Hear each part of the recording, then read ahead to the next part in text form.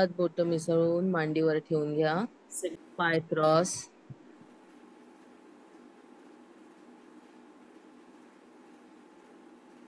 आपले डोळे अलगद बंद.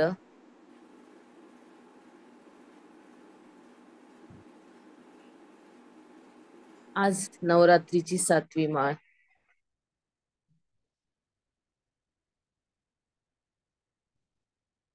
पूर्ण लक्ष श्वासावर या.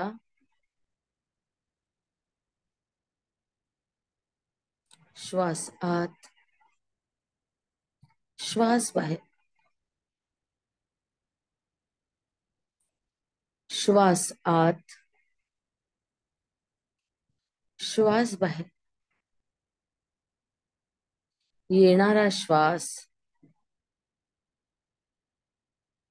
जाणारा श्वास.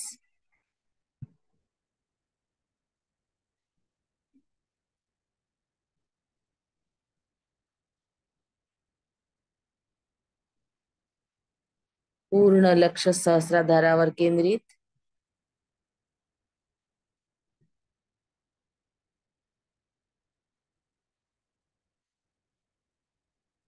क्राउन चक्रातून येणारी एनर्जी सहस्राधारावर प्रकाशाच्या रूपात पडते. पूर्ण लक्ष सहस्राधारावर केंद्रित.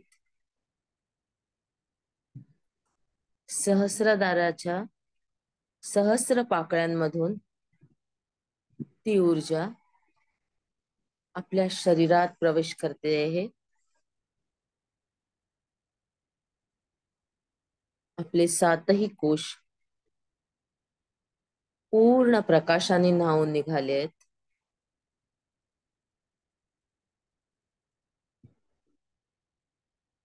आपल्या सगळ्या नाड्या प्रकाशाने उजळून निघालेले आहेत. पूर्ण लक्ष सहस्राधारातून शरीरात येणाऱ्या ऊर्जेकडे.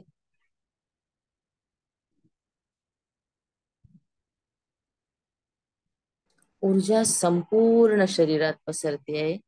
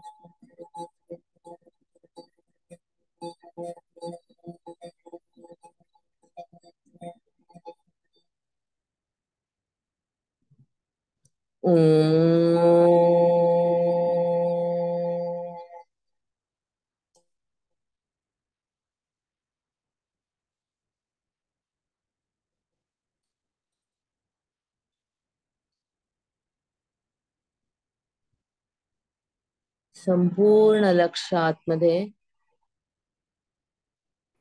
आतून शरीर पूर्ण उजळून निघालाय.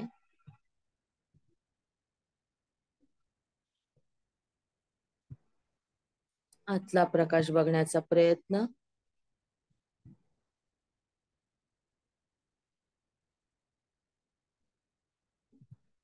हा प्रकाश एक शक्तीचं रूप आहे.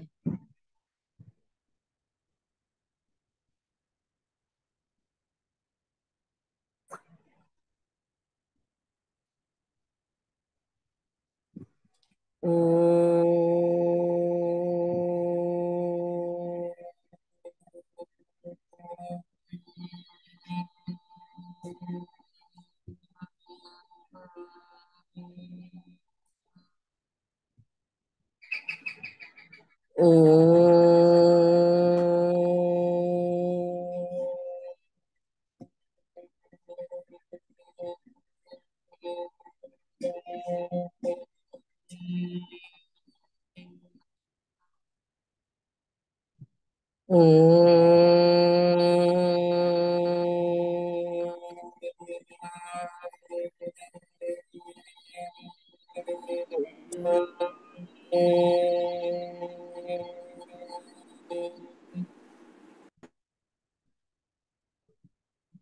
संपूर्ण शरीर आतून उजळून निघालेलं आहे.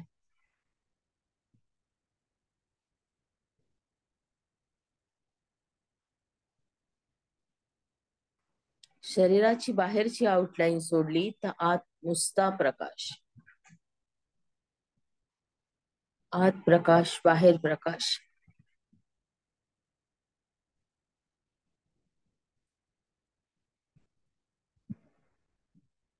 प्रकाश बघण्याचा प्रयत्न.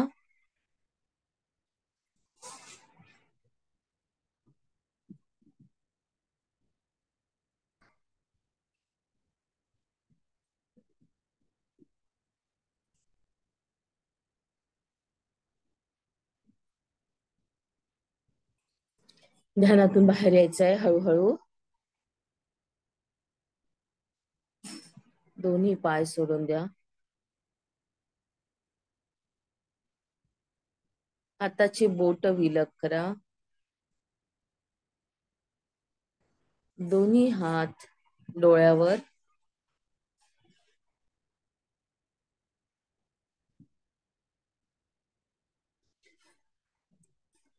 हळूहळू एका स्माइल सह आपले डोळे उघडायचे आहेत.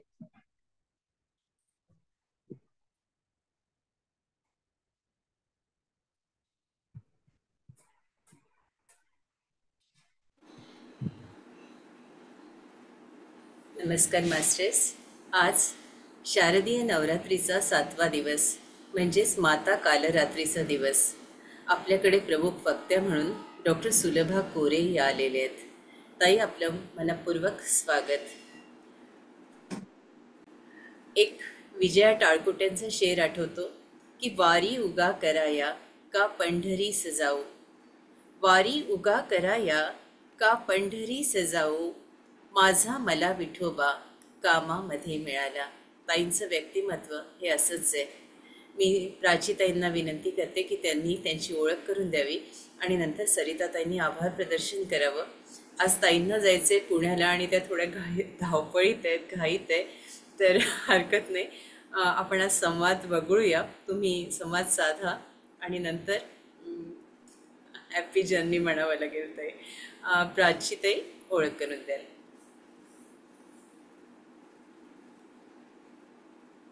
नमस्कार सुलभाताई. श्री स्वामी समर्थ. मी सौ प्राची गद्रे आपले आराधना ध्यान समूहाच्या वतीने स्वागत करते. सुलभाताई या लेखक, अनुवादक, संपादक व पत्रकार या क्षेत्रात त्यांनी 25 वर्षांपेक्षा जास्त काम केले आहे. अनेक पुस्तकांचा त्यांनी हिंदी, मराठी व इंग्रजी भाषेत अनुवाद केला आहे. त्यांनी मराठी व हिंदी मासिकांचे संपादन पण केले आहे. त्यांचे हिंदी काव्य संकलन, ललित लेख पण प्रकाशित झाले आहे. त्यांच्या 15-16 कथा, आत्मकथा हिंदीमध्ये अनुवादित केल्या आहेत. त्याचप्रमाणे त्यांनी सांज लोकसत्ता, वृत्तमानस, नवशक्ती, महाराष्ट्र टाइम्स, महानगर, सकाळ, सामना, लोकप्रभा यासारख्या मराठी व हिंदी पेपरसाठी स्तंभलेखन सुद्धा केले आहे. ताईंनी वेगवेगळ्या संस्थांमध्ये, सह्याद्री दूरदर्शनवर वेगवेगळ्या कॉन्फरन्सेसमध्ये त्यांचे लेखन प्रस्थापित केले आहे. त्यांना अनेक पुरस्कारांनी सन्मानित करण्यात आले आहे, जसे की डोंबिवली साहित्य सन्मान, नंतर गृह मंत्रालयाकडून उत्कृष्ट राजभाषा अधिकारी हा पण सन्मान त्यांना मिळालेला आहे. ताईंनी मुंबई युनिव्हर्सिटीमधून BA इकॉनॉमिक्स केलंय. त्यानंतर त्यांनी हिंदी साहित्यातून MA केलंय. भाषा रत्न हिंदी आणि कोविंद हिंदीची पदवी पण त्यांनी प्राप्त केली आहे. संस्कृत मध्ये पूर्व मध्यमा पदवी आणि हिंदी साहित्यात भारतीय समाज के परिप्रेक्ष्य में हिंदी फिल्म में भारतीय नारी या विषयात त्यांनी PhD केली आहे. आणि हे सर्व सांभाळून त्या युनियन बँक ऑफ इंडियामध्ये असिस्टंट जनरल मॅनेजर म्हणजे सहाय्यक महाप्रबंधक राजभाषा या पदावर कार्यरत आहे. ताई, तुमच्या कार्याला सलाम. काही जर परिचय द्यायचा राहिला असेल तर छोटी बहीण समजून माफ करा. आणि आम्ही सर्वजणी संत रत्नावली यांच्याबद्दल ऐकण्यास खूप उत्सुक आहोत. मी आता थांबते आणि पुढील सूत्र तुमच्याकडे देते. धन्यवाद ताई. नमस्कार सगळ्यांचे आभार. सर्वप्रथम मी आराधना ध्यान समूहाचे आभार मानते आणि त्याबरोबर ऋता खापर्डे यांचाही. काव्यरसिक मंडळातून आमची ओळख झाली आणि तिथूनच हा प्रवास सुरू झाला. आणि मला वाटतं या पद्धतीनं ध्यानधारणा आणि संत कवयित्रींची माहिती घेणारं असं हे पहिला हा ग्रुप असावा अशी माझ्या माहितीप्रमाणे मी सांगते. त्याबद्दल आपणा सर्वांचे आभार. आणि थोडस मी रत्नावली देवीबद्दल बोलणार आहे. आपल्या मराठी भाषिकांना ह्या संत कवयित्रीबद्दल थोडीशी माहिती तशी नाहीच आहे. सर्वांना एक गोष्ट माहित आहे की वाल्मिकीचा नवा अवतार गोस्वामी तुलसीदास. आणि गोस्वामी तुलसीदासाचे जे कार्य आहे ते एवढं प्रचंड आहे की म्हणतात ना, मोठ्या वृक्षाखाली छोटा वृक्ष किंवा वेल कोमेजून जाते किंवा तिचा तेवढा प्रभाव पडत नाही, त्याप्रमाणेच झालेलं आहे. रत्नावली देवी ही गोस्वामी तुलसीदासची पत्नी म्हणून ओळखली जाते जास्तीत जास्त. पण त्यांचे जे काही 200 दोहे आहेत ते अवधी आणि ब्रज भाषामध्ये, म्हणजे ज्याला आपण उत्तर प्रदेशातला जो एक क्षेत्र आहे, एक एरिया आहे, तिथल्या अतिशय प्रसिद्ध किंवा अतिशय वेगवेगळ्या तऱ्हेने जाणणाऱ्या बायकांमध्ये किंवा स्त्रियांमध्ये त्यांचे हे दोहे आहेत ते अतिशय प्रसिद्ध आहेत. आणि ते आपल्या जशा जनाबाई आहेत, संत जनाबाई, त्यांच्याप्रमाणेच ते मोठ्या प्रमाणात गायले जातात तिथे. फक्त फरक एवढाच आहे की जनाबाईची जी सामाजिकता होती, जो विद्रोह होता, जो म्हणजे डोईवरचा पदर आला खांद्यावरी अशी म्हणणारी जनाबाई आहे, पण रत्नावली देवी तशी नाही आहे. असं म्हणतात की गोस्वामी तुलसीदासच्या संत बनण्यामध्ये किंवा त्यांच्या लेखक कवी बनण्यामध्ये रत्नावली देवीचा वाटा सगळ्यात मोठा आहे. आणि स्वतः गोस्वामी तुलसीदास तिला आपले दुसरा गुरु म्हणून मानतात. त्याची कहाणी पण एक अतिशय तुम्ही सगळ्यांनी ऐकलेलीच असेल, पण रत्नावली देवी अतिशय सुंदर होत्या, अतिशय सुंदर होत्या आणि विद्वानही होत्या. त्यांचा जन्म झाला होता पाठक, त्यांच्या वडिलांचं नाव पाठक आणि आई आणि वडील दोघेही तसे विद्वान होते आणि अध्यात्मामध्ये संबंधित होते. यांचा जेव्हा जन्म झाला आणि अतिशय सुंदर अशी ही स्त्री किंवा मुलगी जेव्हा मोठी झाली तेव्हा गोस्वामी तुलसीदास यांच्याशी तिचा विवाह झाला. आत्माराम दुबे आणि हुलसी देवी म्हणजे यांचा हा गोस्वामी तुलसीदास हा मुलगा. असं सांगितलं जातं की जवळजवळ 12 महिने तो आईच्या गर्भात होता आणि तो जेव्हा जन्माला आला तेव्हा त्याला 32 दात होते आणि त्याने जन्माला येताना तो रडला नाही, तर त्याने राम नाम घेतलं. तर हा असा गोस्वामी तुलसीदासचा विवाह रत्नावली देवीशी झाला आणि त्यांचं वैवाहिक जीवन अतिशय चांगलं होतं. पण रत्नावली देवीच्या आकर्षणात गोस्वामी तुलसीदास एवढे बुडून गेले होते की त्यांना बाकीचं काहीच दिसत नव्हतं. या दोघांना एक मुलगाही झाला ज्याचं नाव तारक होतं, पण 1.5 वर्षाचा असतानाच हा मुलगा मृत्यू पावला. आणि त्याच्या मृत्यूनंतर रत्नावली देवी थोडीशी म्हणतात, आपण त्याला एक म्हणतो की थोडस डिटॅचमेंटची जी प्रवृत्ती आहे ती त्यांची आली. आणि त्या एक दिवशी गोस्वामी तुलसीदास बाहेर गेले असताना एक दिवशी त्या आपल्या भावाबरोबर आपल्या माहेरी गेल्या. आणि गोस्वामी तुलसीदास जेव्हा परतले तेव्हा त्यांना कळलं की आपली पत्नी घरी नाहीये, ती माहेरी गेले. त्यावेळेला ते बाहेर पडले तिला भेटण्याच्या ओढीनं. अतिशय म्हणजे त्याला आपण भेटण्याची ओढ म्हणू किंवा कामांधपणा म्हणू किंवा कामातुरता म्हणू. त्यांनी त्यावेळी एवढा प्रचंड वादळ सुरू होतं, अतिशय म्हणजे ज्याला आपण म्हणतो कडकडाट, विजेचा कडकडाट आणि मुसळधार पाऊस पडत होता आणि यमुना नदीला मोठा पूर आला होता. त्यांचं सासर म्हणजे रत्नावली देवींचं माहेर यमुना नदीच्या पलीकडे होतं आणि गोस्वामी तुलसीदास त्यावेळी यमुना नदी पार करण्यासाठी गेले. त्यांच्या हाती काही लागलं नाही, पण यमुना नदीत वाहणाऱ्या एका शवाला त्यांनी आपलं ओंडका बनवला आणि ते तो पूर्ण यमुना नदी पार करून पलीकडे आले. बघितलं तर रात्र फार झाल्यामुळे घराचे दरवाजे सगळे बंद होते. पण त्यांनी विचार केला की वरच्या मजल्यावर रत्नावली देवी राहत होती. तिची जी रूम होती ती वरच्या मजल्यावर होती आणि तिथेच लोंबकळणाऱ्या एका दोराला पकडून ते तिच्या बाल्कनीतून आतमध्ये गेले आणि रत्नावली देवी आश्चर्यचकित झाली की हा अशा वेळेला हे कुठे आले, एवढ्या उशिरा कसा काय हा माणूस एवढा आणि आला आणि कशासाठी आला. पण त्यावेळेला त्यांनी त्याला विचारलं की भाई कसं काय तुम्ही आला तेवढे. तर त्यांनी सांगितलं की मी असं असं आलो आणि आता तुला भेटायला आलो. म्हणून रत्नावली देवीने दिवा लावला आणि पाहिलं तर ज्या दोरीला पकडून गोस्वामी तुलसीदास वरती आले होते ती दोरी नसून एक लोंबकळणारा साप होता. पण पत्नीच्या प्रेमाने वेडे झालेल्या गोस्वामी तुलसीदासना ते काही कळलंच नव्हतं आणि ते तसेच वरती आले. तेव्हा त्यांना त्या स्थितीत पाहून रत्नावली देवी म्हणाली, अस्ति चर्ममय देह यह तासो ऐसी प्रीति, अस्ति चर्ममय देह यह तासो ऐसी प्रीति, तिसु आधो जो राम प्रति औसी मिटी ही भवभीती. म्हणजे माझा हा जो अस्थिचर्मचा देह आहे त्याच्यावर, हाडामासाचा जो हा देह आहे त्याच्यावर तुझं एवढं प्रेम आहे, त्यातले आध प्रेम किंवा अर्ध प्रेम जरी तू प्रभू रामचंद्रावर केलंस तर तुझं सगळं भवभव दुःख जे आहे ते सगळं काही संपून जाईल. आणि त्या वाक्याचा एवढा मोठा परिणाम तुलसीदासवर झाला की त्याने त्याच क्षणी आपलं घर सोडलं, त्यांनी संन्यास घेतला, वैराग्य पत्करलं आणि ते निघून गेले तिथून प्रयागला. आणि त्यानंतर रत्नावली देवीनेही वैराग्य घेतलं.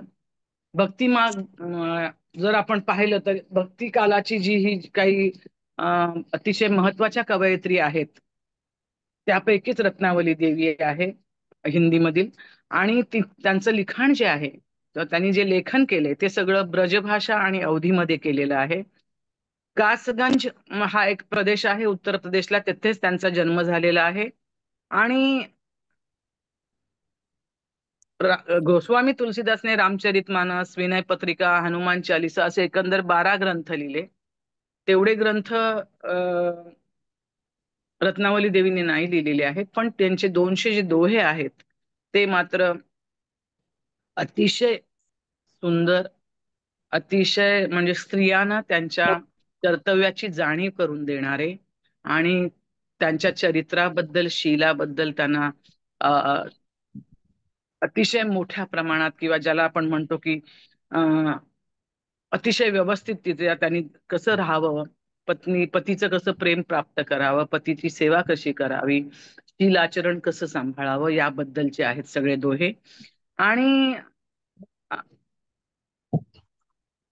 आणि त्यात तो जो त्यांचा जो हितोपदेश आहे तो हितोपदेश आपण फार मोठ्या प्रमाणात जर पाहिलात तर त्यात पतीचा अनुग्रह त्यांना फार हवाहवासा वाटतो.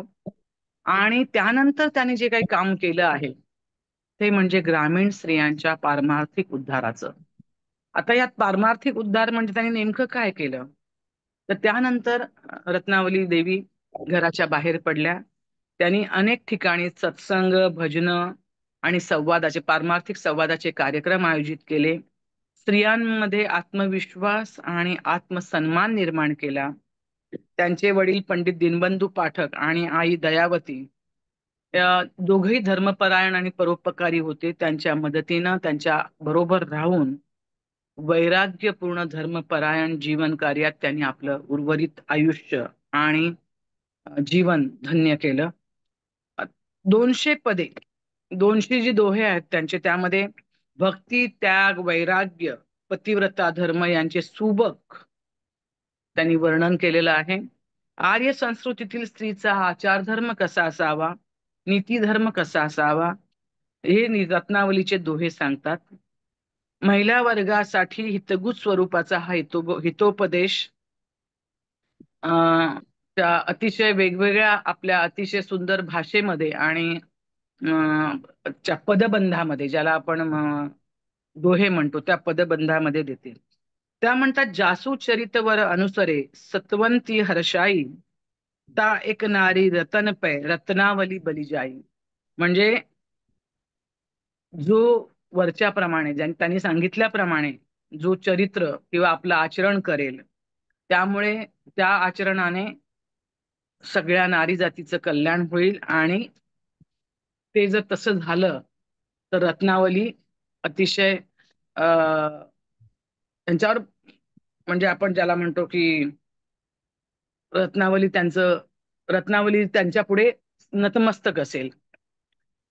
कबीरांचे जे दोहे आहेत त्याप्रमाणेच उत्तर भारतातल्या विशेषतः महिला वर्गामध्ये देवी रत्नावलीचे दोहे फारच लोकप्रिय आहेत आणि विविध लग्न कार्य, सण उत्सवानिमित्त महिला आवडीने गातात. रतन बांज रहिबो भले, भले न सोऊ कपूत, बांज रहे तिये एक दुष, पायी कपूत अकूत. म्हणजे एखादा कुपुत्र जर तुम्हाला प्राप्त झाला तर तुमचं आयुष्य कसं खराब होतं, आणि तुम्हाला ते 100 कुपुत्र असण्यापेक्षा एक सुपुत्र मिळाला तर आयुष्य कसं चांगलं जातं, आयुष्याचं कल्याण कसं होतं, असं अशा तऱ्हेचे सगळं त्याचं आहे. त्यातलं म्हणजे पती सन्मुख हसमुख रहित, कुशल एकल ग्रह काज, रत्नावली पती सुखद तिय, धरती जुगल कुललाज. म्हणजे पती समोर हसणारी, गृहकृत्य दक्ष, पतीला सुख देणारी, दोन्ही कुळांचा उद्धार करणारी अशी स्त्री रत्नावलीला नेहमीच आकर्षित करते. आणि त्याप्रमाणे त्यांचं लिखाण, त्यांचं वैचारिक भावबंधन किंवा त्यांची वैचारिक ठेवण त्यांनी स्वतःची पण ठेवली होती. आणि अतिशय निर्मळ आचरण, अतिशय भक्तिपूर्ण वाचन परायण आणि सगळ्यांच्या दुःखामध्ये सहभागी होण्याची प्रवृत्ती, या सर्व गोष्टींमुळे रत्नावली आपल्याला अतिशय वेगळ्या युगात घेऊन जाते.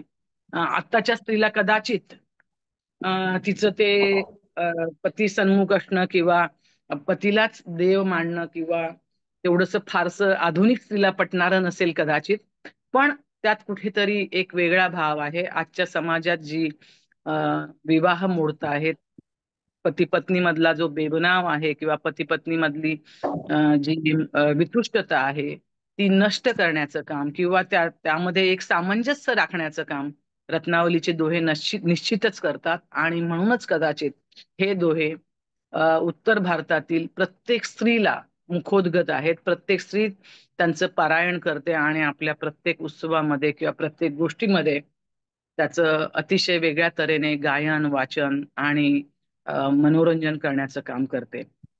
कुणाला कधी दुःख देऊ नये, निराधार कुणाचा करू नये, कुणाला वाईट बोलू नये असे सांगणारे त्यांचे हे दोहे नेमके आपल्याला एक जगण्याची एक उर्मी देतात. नेमकं कसं वागावं, स्त्रीने कसं वागावं याची एक आपल्यापुढे एक उदाहरण देतात. आणि त्यामुळेच कदाचित एवढी वर्ष उलटून गेली, म्हणजे 1500-1600 हा काळ, आणि आता आपण 2024-25 मध्ये आहोत. पण तेवढा काळ उलटूनही रत्नावलीचे दोहे आजही तेवढ्याच भक्तिभावाने, तेवढ्याच अंतःप्रेरणेने, तेवढ्याच कौतुकाने आणि तेवढ्याच उत्साहाने उत्तर प्रदेशातील प्रत्येक स्त्री गात असते. आणि मला वाटतं हेच त्यांचं संचित आहे. रत्नावलीचा मृत्यू कसा झाला किंवा काय याच्याबद्दल काहीही माहिती उपलब्ध नाहीये. आपल्या समाजामध्ये, पितृसत्ताक समाजामध्ये तेव्हापासूनच, म्हणजे तुम्ही आपण मराठीच्या संत कवयित्रींचं पाहिलं तर त्यांचं फारशी माहिती उपलब्ध नाहीये. त्याप्रमाणेच तिथेही तोच प्रकार चाललेला होता उत्तर भारतात, आणि त्याप्रमाणे त्यांची माहिती फारशी आपल्याकडे उपलब्ध नाहीये. पण एकंदरीत जी स्त्री गोस्वामी तुलसीदासाला गोस्वामी तुलसीदास म्हणून घडवते, त्याला उपरती होण्याचं एक वेगळं ज्ञान देते, ती स्त्री केवढी महान असेल याचा आपण फक्त अनुमान करू शकतो किंवा अंदाज बांधू शकतो. तिच्या स्मृतीला माझा आदरयुक्त प्रणाम, आणि मी इथेच थांबते. आपणा सर्वांचे आभार. खूप छान बोललात ताई. अगदी टू द पॉइंट घेतलं आणि आम्हाला जे अपेक्षित होतं ते आम्हाला अगदी थोड्या वेळात तुम्ही आमच्यापर्यंत पोहोचवलं. पण पुन्हा एकदा यायचं आहे आपल्याला. पण माहीत आहात, आम्ही जाणतो. त्याच्यामुळे आज संवाद घ्यायचा की नाही घ्यायचा? कारण तुम्हाला जायचं आहे म्हणून मी विचारलं. आहे, ठीक आहे. 5-10 मिनिटं आपण करू शकतो. 5-10 मिनिटं करू शकता तर 5 मिनिटं करू शकतो. अच्छा मास्टर्स 5 मिनिटं आहेत आपल्याजवळ. आपण 20 मिनिटं सॉरी, मला क्षमा करा. पण काही अचानक आलं आणि मला हवायला लागतंय, बस. बाकी काही नाही, हरकत नाही. म्हणजे आपण सगळे एकच आहोत आणि एकाच काय म्हणतात नावेतले प्रवासी आहोत. अशी धावपळ चालू असते. चालेल ताई. 5 मिनिटाच्या आत प्लीज हँड रेज करा आणि तुम्हाला बोलायचं असेल तर संवाद साधा. मास्टर्स. ताईने आज रत्नावली देवीची इतकी माहिती छान सांगितलेली आहे. आम्हाला अजिबात माहित नव्हतं त्यांचं कार्य किती महान आहे ते आम्हाला कळलं आणि खूप छान माहिती दिली. धन्यवाद ताई. पुन्हा पुन्हा या आमच्यासाठी असे मी विनंती करते. नक्की. मी काही एवढी धन- मोठी नाहीये, पण अभ्यासाची प्रवृत्ती आहे आणि अभ्यास करताना बऱ्याच गोष्टी आपल्या समोर उलगडत जातात. आणि रत्नावली देवी तशी पाहायला गेलं तर फार मोठी बाई आहे. हो फक्त हो. तिच्याबद्दल सांगितलं की माहिती आपल्याकडे फारशी उपलब्ध नाहीये. मी प्रयत्न केला, पण तरी जेवढी मिळाली तेवढी मी दिली माहिती. तरी पण मला खूप छान तुम्ही वाटतं भरपूर माहिती दिली आम्हाला. आम्हाला काहीच माहित नव्हतं याच्याबद्दल. हा, आभारी आहोत तुमचे. धन्यवाद. मीही आभारी थँक्यू. आहे, कारण धन्यवाद तुम्ही धन्यवाद. एवढ्या शांतपणे ऐकलं सगळं. धन्यवाद. सरिता सरिताई तुला बोला. आभार मानायचे आहेत आपल्याला. हा, ऋता, तुझे आभार पहिल्यांदा, कारण त्यामुळे माझा अभ्यास झाला थोडासा. संत जनाबाईच्या अभ्यासाबरोबर हाही अभ्यास थोडासा झाला माझा त्या निमित्ताने. आणि संत कवयित्रींचं एक वेगळं आहेच, परंपरा फार मोठी आहे. आणि मला वाटतं आपल्या ग्रुपमधल्या सगळ्या स्त्रिया त्या प्रत्येक संत कवयित्रीला तेवढ्याच आदराने, तेवढ्याच प्रेमाने फॉलो करत असतील. हो ताई. सरिता ताई. सुलभाताई, खूप खूप धन्यवाद प्रथमच म्हणते. कारण इतका आपला मोठा व्यासंग असलेल्या व्यक्ती आम्हाला आज लाभल्या आणि आपल्याकडून खूपच मोलाचं मार्गदर्शन झालं की ज्यांच्याबद्दल काहीच माहिती नसतं आणि आपण त्यांच्याबद्दल बरीच माहिती सांगितली. खूप छान वाटलं. आपण तर अनेक क्षेत्रात काम केलेले लेखक, अनुवादक, संपादक, पत्रकार आणि आणखी बरंच काही. ते मी काय सर्व सांगू शकत नाही. पण थोडक्यातच सांगते की आपल्याला सुद्धा कोटी कोटी प्रणाम की आपण एवढा आपला व्यासंग जपलेला आहे आणि आमच्या समूहात आपण आलात, आम्हाला मार्गदर्शन केलं त्याबद्दल आपले शतशः धन्यवाद. पुन्हा पुन्हा या. खूप छान वाटलं. नक्की ऐकत नक्की. राहावंसं वाटतं, परंतु आपल्याकडे पण वेळ कमी आहे. नाही, बरोबर आहे. आणि वेळेत काही गोष्टी अशा असतात की वेळेतच व्हायला हव्यात आणि त्या वेळेत झाल्या तर चांगल्या वाटतात. फार नक्कीच लांबड नक्की. लागत गेली की आणखीन मग लोकांनाही कामं असतात ना. थोडक्यात धन्यवाद, पण सगळ्यांचे मनापासून आभार. आभार. ओके, ओके ताई. Thank you very much. घेऊ रजा, घेऊ. हो ताई. भेट. पुन्हा या. येस, नक्की नक्की. तर एक छानसं ध्यान आपण करूया. सगळ्यांना विनंती करते की आपले चष्मे बाजूला काढून ठेवावे आणि एकदम हळूवारपणे आपल्या पापण्या मिटाव्या. माता रत्नावलीला आपण आवाहन करतो आहोत. संपूर्ण देवी तत्वाला आवाहन करतो आहोत. मास्टर्स, कृपा करून आपल्या खिडक्या उघडा. अगदी 100% आपल्यापर्यंत पोहोचेल. आपल्या हृदयात सगळं लक्ष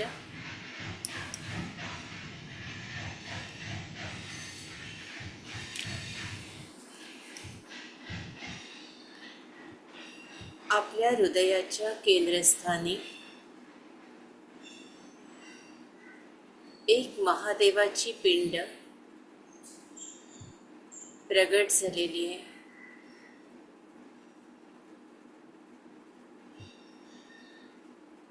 आणि सहस्रार चक्रापर्यंत हिचं अस्तित्व जाणवतंय.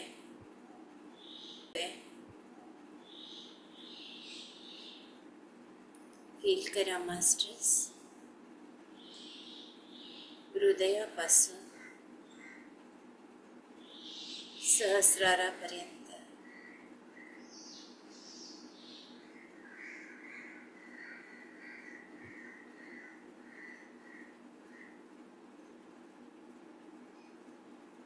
संपूर्ण लक्ष आपल्या हृदयात. नारायण आणि नारायणी तत्व महसूस करा.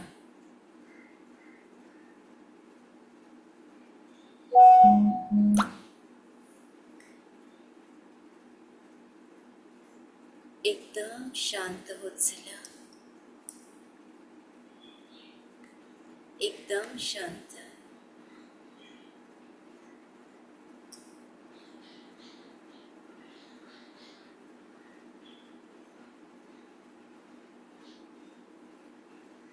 महादेव आणि महादेवीचं तत्व आपल्या हृदयात ऍक्टिव्हेट होत आहे मास्टर्स.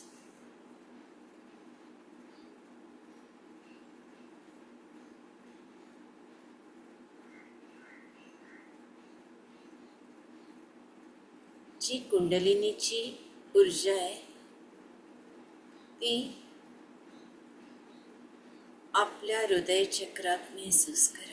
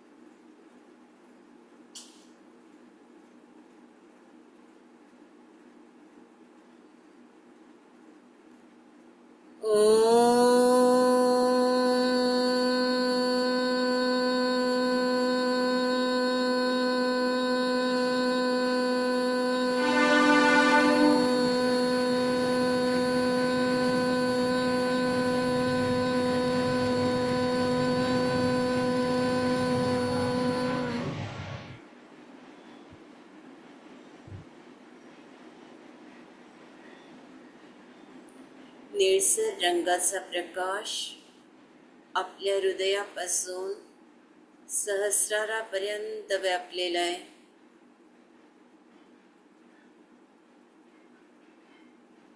ही ऊर्जा प्रचंड मोठी आहे.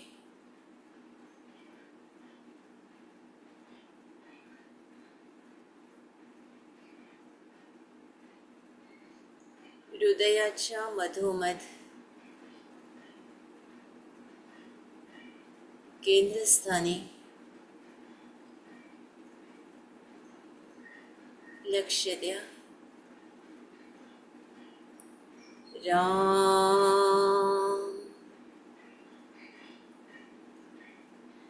राम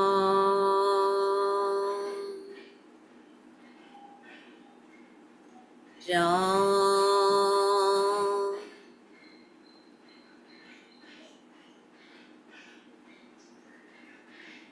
राम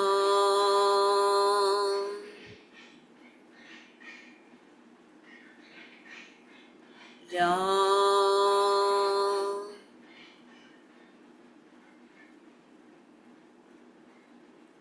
राम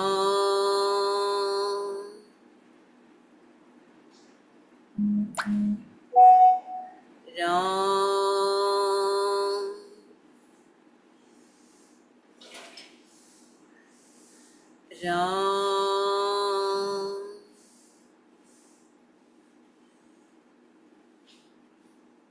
राम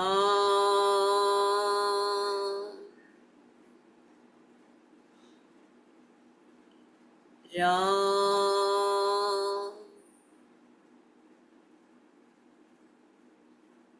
राम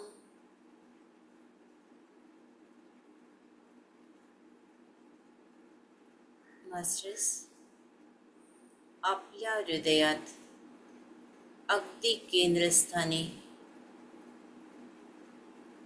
माता रत्नावलीनं राम या अक्षरांना, या मंत्राला जागृत केलेलं आहे. तिथली ऊर्जा महसूस करा.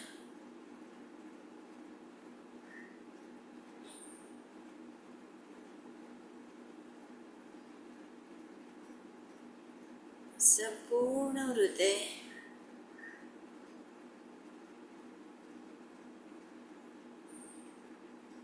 तेथील स्पंदन आणि आपला श्वास, संपूर्ण शरीर हे राममय झालेलं आहे.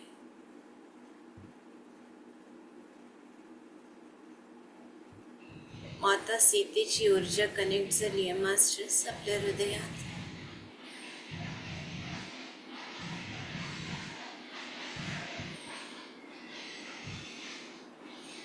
राम रामेति रामेति रमे रामे मनोरमे सहस्रनाम तत्तुल्यं राम नाम वरानने.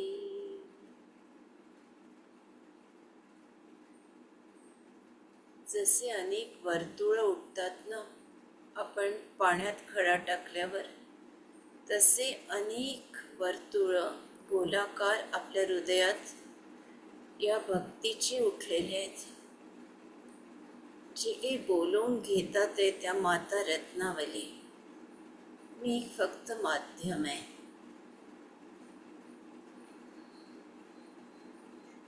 राम रामेति रामेति रमे रामे मनोरमे सहस्रनाम तत्तुल्यं राम नाम वरानने.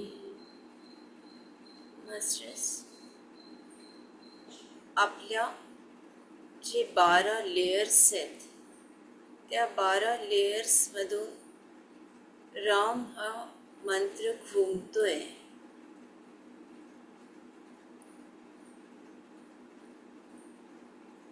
आपोआप आपल्याला हिलिंग होते. राम रामेति रामेति रमे रामे मनोरमे सहस्रनाम तत्तुल्यं राम नाम वरानने.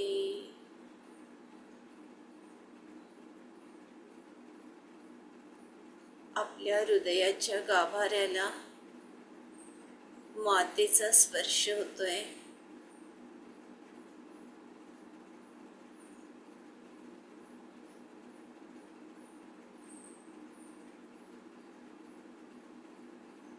एक वेगळी अनुभूती.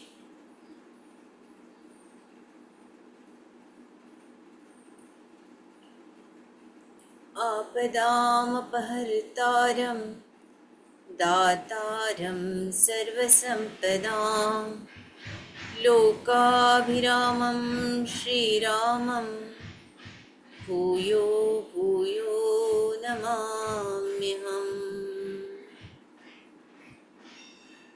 आपदामपहर्तारं दातारं सर्वसम्पदां लोकाभिरामं श्रीरामं भूयो भूयो नमाम्यहम्. आपदामपहर्तारं दातारं सर्वसम्पदां लोकाभिरामं श्रीरामं भूयो भूयो नमाम्यहम्.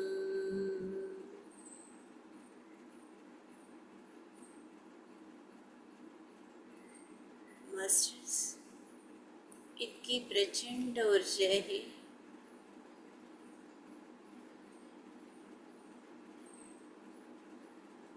या क्षणी आपल्याला वेगळे वेगळे चेहरे सुद्धा दिसू शकतात.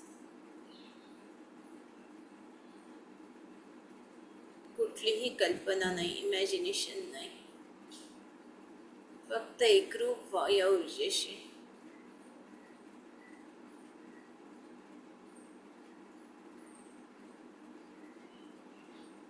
ओम जय दुर्गे, जय दुर्गे, जय जय दुर्गे. ओम जय दुर्गे, जय दुर्गे, जय जय दुर्गे. ओम जय दुर्गे, जय दुर्गे, जय जय दुर्गे. ओम जय दुर्गे, जय दुर्गे, जय जय दुर्गे.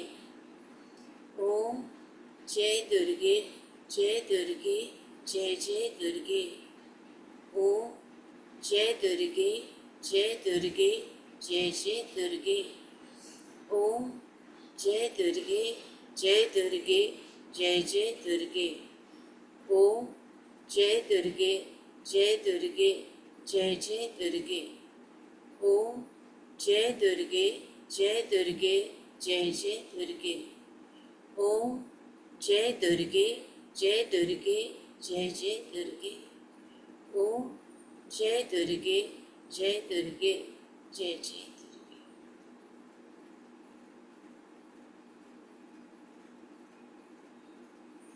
आता लक्ष सहस्रारावर द्या, म्हणजेच आपल्या डोक्याच्या मध्यबिंदूवर.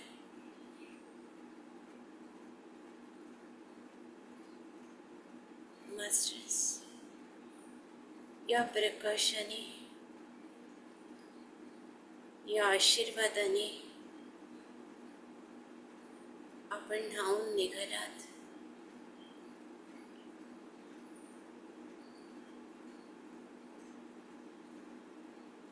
हा प्रकाश आणि ही ऊर्जा आपल्या संपूर्ण शरीरावर त्याचा अभिषेक होतोय. हे अद्भुत आहे. श्री राम जय राम, जय जय राम. श्री राम जय राम, जय जय राम. श्री राम जय राम, जय जय राम. श्री राम जय राम, जय जय राम. श्री राम जय राम, जय जय राम. श्री राम जय राम, जय जय राम. श्री राम जय राम, जय जय राम.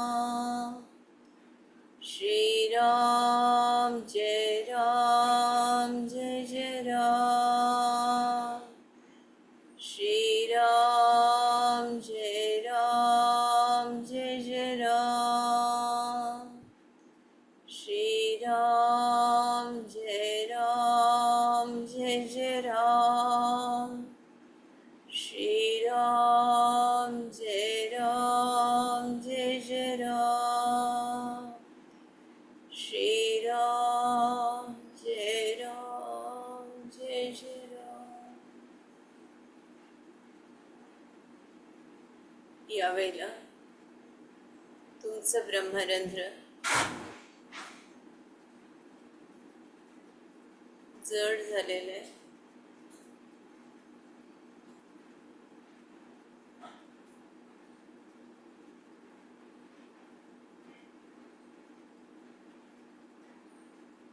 ज्याला आशीर्वाद मिळायचा त्याला त्याचा आशीर्वाद मिळालेला आहे. मास्टर्स फील करा, कोणाला स्वामी समर्थांचा आणि कोणाला नाही बोलता येत. मला इतकी ऊर्जा आहे मास्टर्स. त्या रूपात तो आशीर्वाद.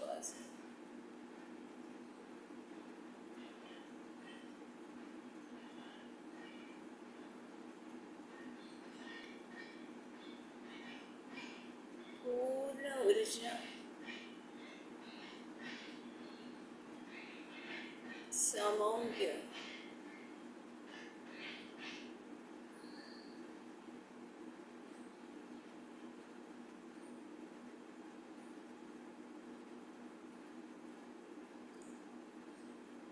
आज इतकी ऊर्जा मिळाली मास्टर्स तुम्हाला.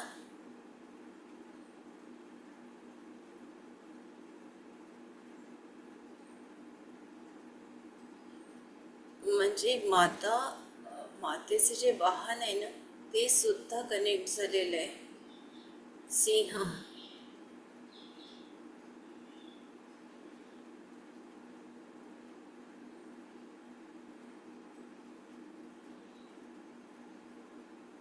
आणि माता रत्नावलीचं जे रूप आहे ते अतिशय सुंदर आहे. त्यांच्या हातातून प्रकाशाची अनेक किरणं आपल्या हृदय चक्रावर पडतात आहेत. आपल्या ब्रह्मरंध्रातून, हृदयातून अनेक रंगाचे प्रकाशाचे किरण अगदी पावलापर्यंत महसूस करा मास्टर्स. पायाच्या बोटांपर्यंत ही ऊर्जा पसरलेली आहे.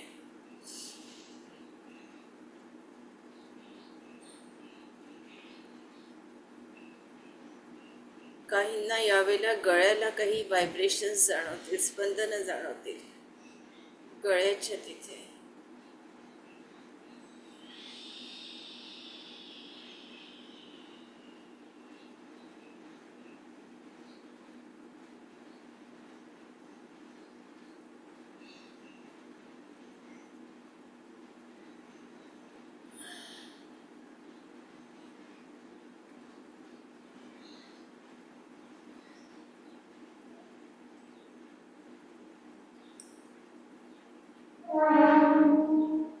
मास्टर्स, ही प्रोसेस इतकी खोल होते की तुमच्या स्पाईनमधून सुद्धा तुम्हाला ही स्पंदनं जाणवतील की ती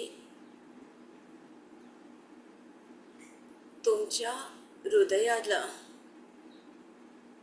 अनेक इतके ब्लॉकेजेस आहेत काही मास्टर्सच्या, इतके इमोशन्स त्यांनी कोंडून ठेवले आहेत की त्यांना एक सूचना आहे की तुम्ही रोज ध्यान करा, त्याच्याशिवाय हे सुटणारे नाही.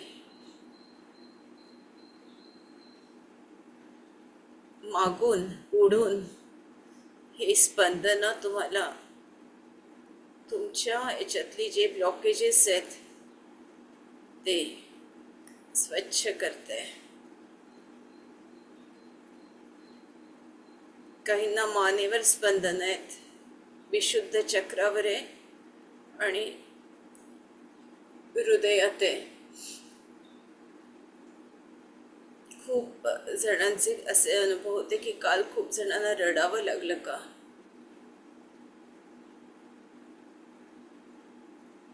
आणि त्याचा परिणाम खूप आपल्या काळजावर झालाय.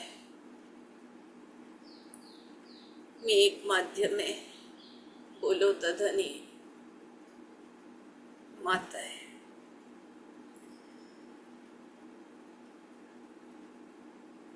आपल्या प्रत्येक कामात यश येतं, फक्त विश्वास ठेवा.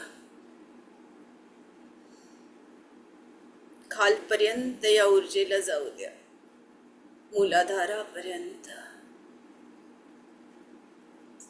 पाय, गुडघे, पावलं, आता आपल्याला लक्षात येईल की आपले शरीरच एक महादेव आणि महादेवीची ऊर्जा घेणारं संपूर्ण शरीर हे शिवपिंड झालेले आहे. महसूस करा मास्टर्स, खालपासून वरपर्यंत.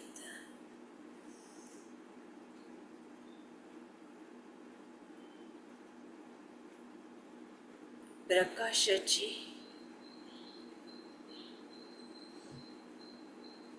हिरवा प्रकाश आहे, सोनेरी आहे आणि चंदेरी प्रकाश, 3 प्रकाश आणि झालेली शिवपिंड. यातच हृदयाच्या केंद्रस्थानी राहा मास्टर्स. कुठलीही घाई करू नका.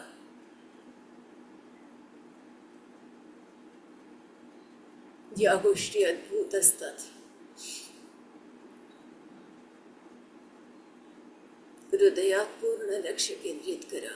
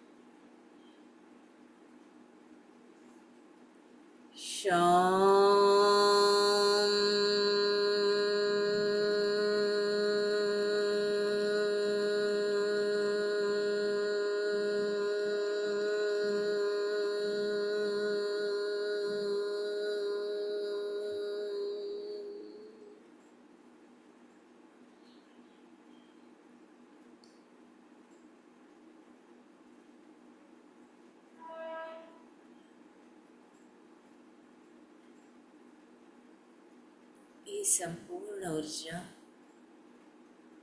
या क्षणी आपल्या हृदयात ब्रह्मरंध्रावर स्थिर झालेली आहे. महसूस करा मास्टर्स.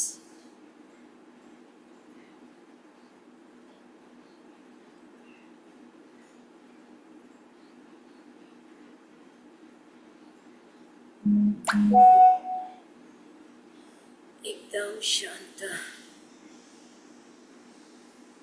एकदम शांत.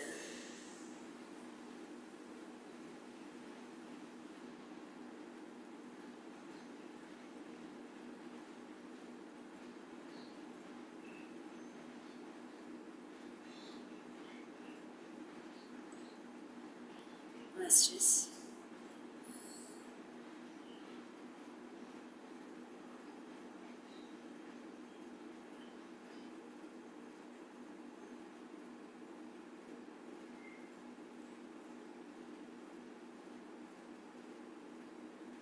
आपल्यातच नारायण आणि नारायणी तत्व ते जागृत झालेलं आहे.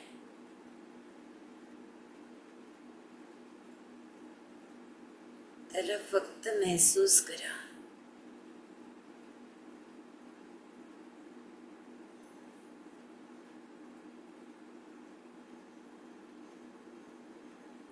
ज्यांना आपण आवाहन केलं होतं त्या संत रत्नावली माता, देवी तत्व, महादेव, महादेवी आणि मास्टर्स, संपूर्ण गुरुतत्व सुद्धा आज होतं. कोणाला गजानन महाराजांचा हात जाणवला, कोणाला स्वामी समर्थांचा, कोणाला समर्थांचा, गोंदवलेकर महाराजांचा. आपण जरी आवाहन केलं नसलं तरी संपूर्ण गुरुतत्व आलेलं होतं आपल्याला आशीर्वाद द्यायला. पुन्हा सगळ्यांना हृदयापासून दंडवत प्रणाम करते आणि आपली सगळ्यांची रजा मागते. आपले दोन्ही हात सुंदर डोळ्यांवर. 5 4 3 2 1 0. या विश्वाला आशीर्वाद द्या. या विश्वाचं कल्याण होतंय. या विश्वात सगळे ध्यानी, ज्ञानी आणि शाकाहारी आहेत. सगळे शेतकरी, शेतमजूर, कामगार, कारागीर, सैनिक, इथल्या स्त्रिया, मुली, गाई वासरं, पशुपक्षी, धरणी माता सगळे आनंदित आहे, सुरक्षित आहे. कल्याणमस्तु, कल्याणमस्तु, कल्याणमस्तु. तथास्तु, तथास्तु, तथास्तु. आपल्या सगळ्यांना माझा नमस्कार. मी इथेच आपली रजा मागते. धन्यवाद. जय श्रीराम.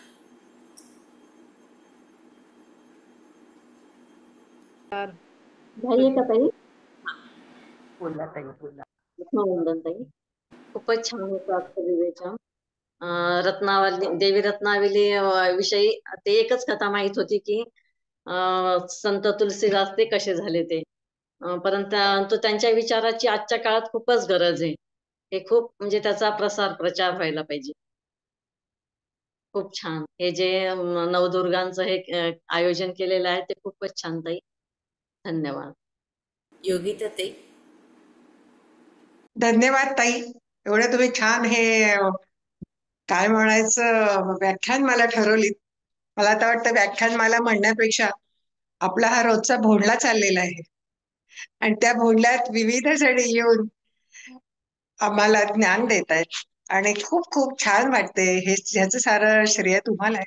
आजचं ध्यानही खूप छान झालं आणि त्या ध्यानात तुम्ही स्वामी समर्थांचं नाव घेतलं तेव्हा मला एक थोडीशी छोटीशी मला आठवण तुम्हाला सांगायची. मला कशी देवाची अनुभूती, देवाचे आशीर्वाद केवढे माझ्या पाठीचे आहेत याची मला संपूर्ण अनुभूती आली. मग ते तुम्हाला जरा सांगते. आता गौरी बसायच्या दिवशीची गोष्ट होती. मी आणि माझी सून ओढून येत होतो कारने. कार सून माझी चालवत होती, मी शेजारी बसले होते. आम्ही छान मस्त गप्पा मारत होतो आणि मागून एक अचानक टेम्पो आला आणि टेम्पोतून 30-30 फुटाचे लिफ्टचे जे बार होते ते बांधलेले होते ते सुटले आणि आमच्या गाडीच्या मागच्या काचमधून आमच्या गाडीत घुसले इतके जोरात की म्हणजे माझी सून घाबरली, पण माझं मागं मी पाहिलं नाही, लक्ष नाही आणि त्या अक्षरशः मी ज्या सीटवर बसले ते त्या सीटमध्ये मागे घुसले. पण माझ्या पाठीशी स्वामी समर्थ होते त्याच्यामुळे मला धक्का सुद्धा नाही लागला, जाणवलं पण नाही आणि आम्हाला दोघींना काहीही झालं नाही. म्हणजे जर तुम्ही ते फोटो पाहिले तरी हा कशा काय वाचला असं वाटावं. तर ही सगळी स्वामींची, देवाची अत्यंत माझ्यावर कृपा आहे आणि त्या ध्यानाच्या माध्यमातून तुम्ही पण आमच्या भोवती एक सुरक्षा कवच तयार केलेलं आहे, त्याचे पण हे परिणाम आहेत. त्याच्यामुळे खूप खूप धन्यवाद. नमस्कार ताई. ताई नमस्कार. खूप छान होतं ध्यान आणि रत्नावली ताईंबद्दल आम्हाला काही संत रत्नावलींबद्दल आम्हाला काहीच माहिती नव्हतं आजपर्यंत. आज त्यांचं ऐकलं, खूप सुंदर वाटलं. आणि अशा वेगवेगळ्या तुम्ही रोज वेगवेगळे विषय आपल्याला ऐकायला मिळत आहेत. तुम्ही एवढी मेहनत घेतायत ताई, त्यांची खरंच त्यांचं मनापासून मी कौतुक करते. त्यांच्या घरी पण नवरात्र आहे आणि एवढं सगळं सांभाळून, घरचं सांभाळून एवढं सगळं मॅनेज करतायत. हे खरंच त्या स्वतः दुर्गेचं स्वरूप आहे असंच वाटतं आणि आपल्याला ह्याच्यात भेटलेल्या आहेत. त्यांच्या त्या शक्तीला नमस्कार असो. अनागाताई, वृताताई, असंच छान कार्य त्यांच्याकडून हवं ही मनपूर्वक स्वामी चरणी प्रार्थना. धन्यवाद. स्वातीताई. वृताताई, खूप धन्यवाद. मस्त रोज रोज नवीन नवीन एक एक वक्ते आणलेले आहेत आणि त्यांच्याकडून जे जे नवीन नवीन माहिती मिळतीये ती खूप सुंदर. ममतेचं बाळ खूप गोड दिसतंय पण. आम्ही पण जीव घातलाय सगळ्यांबरोबर. धन्यवाद. जय श्रीराम.